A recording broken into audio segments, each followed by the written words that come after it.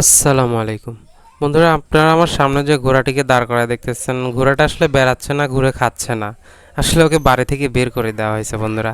হ্যাঁ, আমার কথাটা শুনে অবাক লাগতে পারে আপনাদের, এটাই গ্রামে বাস্তবতা।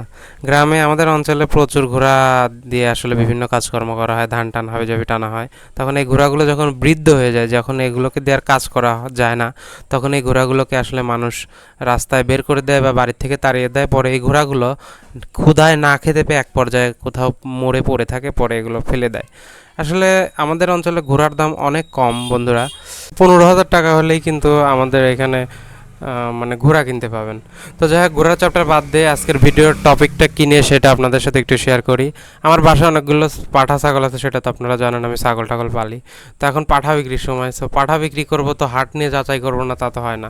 তো বন্ধুরা, আমি হাট যাচাই করতে চলে যাচ্ছি হচ্ছে আমাদের পাবনা জেলার বিখ্যাত একটা গরু ছাগলের হাট, সেটা হচ্ছে বেড়া উপজেলায় চতুরহাট বলে। তো আমি সেই হাটে যাই আর কি, ছাগলের বাজারটা একটু যাচাই করার জন্য। সো বন্ধুরা, দেখতে পাচ্ছেন আমি চলে আসছি সেই চতুরের হাটে। চতুরহাট কি চতুরের হাট, যাই হোক, এটা বেড়া উপজেলা অবস্থিত। সো বন্ধুরা, আমি হাটে এর আগে কখনো আসি নাই এই হাটটাতে। তো যেহেতু আমি গাড়ি নিয়ে গেছিলাম, অনেক হাটে লোকজন ছিল, সো আমার উচিত ছিল আর কি, যেটা গাড়িটা একটু সেফ জায়গাতে পার্ক করে তারপরে হাটটা একটু পরিদর্শন করা। সো বন্ধুরা, আমি প্রথমে গাড়িটাকে সুন্দর একটা জায়গায় পার্ক করি, যাতে বৃষ্টির সময়, এখন তো জানেনই বৃষ্টির সময়, যাতে বৃষ্টি হলে কোনো সমস্যা না হয়। তো যাই হোক বন্ধুরা, আসলে আমার বাসায় এই বছরে পাঠা ছিল 6 থেকে 7টা। সো আমি আলটিমেটলি ভিডিওটা যখন আপলোড হচ্ছে এতক্ষণে আমি সব পাঠাই বিক্রি করে ফেলেছি, কিন্তু তারপরেও আমার মনে হলো যে যেহেতু ভিডিওটা করা ছিল, সো কেননা আপনাদের সাথে শেয়ার করি। এই হাটটা মূলত একদম সব ধরনের হাট, মানে এখানে মানে চাল ডাল শুরু করে, মানে ভোরে এই ছাগলের হাটটাতে ভোরে আপনার এই ধান টান এইগুলোর বাজার বসে। 10টার মধ্যে সেইগুলো ক্লিয়ার হয়ে যায়, তারপর 10টার পর থেকে দেখা যাচ্ছে ছাগলের হাট বসে। আর এটা ছাগলের হাট বসে ডান সাইডে আর বাম সাইডে অনেক লম্বা একটা গরুর হাট। সো বন্ধুরা, আমি প্রবেশ করতেছি ছাগলের হাটে। আমি আসলে মূলত গেছিলাম হচ্ছে যে পাঠাগুলোর প্রাইসটা কীরকম, আমি নিজেই কাস্টমার সেজে মানে ওনাদেরকে আস্ক করতেছিলাম বিভিন্ন ছাগলের দাম, যে আসলে এই পাঠাটার কি কেমন দাম হলে বিক্রি করবেন।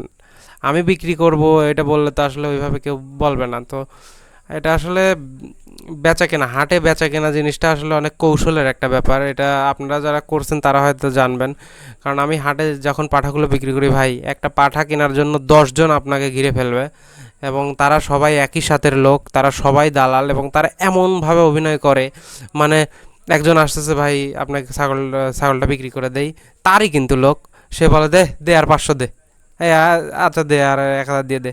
আর যে কেনার মেইন অভিনয় করে সেখানে না না না ভাই, তাই হয় নাকি, মানে এদের মানে এত সুন্দর এদের প্ল্যানিং। আসলে আমি হাট বাজারে চলাচল করি বা বেচাকেনা করছি জীবনে অনেক কিছু, হাঁস মুরগি থেকে শুরু করে ছাগল গরু সব বিক্রি করছে হাটে, তো আমার আসলে এক্সপিরিয়েন্স আছে।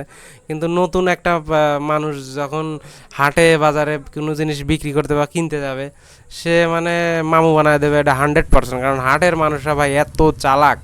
তো যাই হোক, আসলে দুনিয়াতে বেঁচে থাকলে চালাকের বিকল্প কিছু নাই। তাই বন্ধুরা, আমি আজকে মোটামুটি একটা ধারণা নিয়ে ফেলেছি। তো যাই হোক, আমি ভিডিওটা শেষ করে দেবো। আমি আজকে লাস্টে আপনাদের সাথে শেয়ার করতেছিলাম যে আমি পাঠাগুলো কী দামে বিক্রি করছি, ওইটা হয়তো আমি আপনাদের সাথে শেয়ার করতে পারি নাই, তাই আমি আপনাদের সাথে পাঠার হাটের বিষয়টা শেয়ার করে দিলাম। সো বন্ধুরা, এখন আমি ভিডিওটা শেষ করে দিতে দিতে দিতে আপনাদের দেখাচ্ছি হচ্ছে, এটা হচ্ছে বাঘাবাড়ি, যে ব্রিজটা আছে বড়াল নদীর উপর দিয়ে, বাঘাবাড়ি ব্রিজ। এটা হচ্ছে পাবনা সিরাজগঞ্জের একটা সেতু, মানে সেতু, মেইন সেতু আর কি বলতে পারেন। তো সবাই ভালো থাকেন, সুস্থ থাকেন।